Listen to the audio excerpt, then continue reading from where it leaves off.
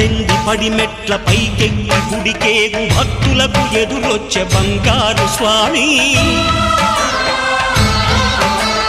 ఇరుముడులు స్పృశించి శుభమనుచు దీవించి జన బృందముల చేరే జగమేలు స్వామి తన భక్తులనరిల్చు తప్పులకు తడబడి ఒక పక్క ఒరిగెన ఓంకారమూర్తి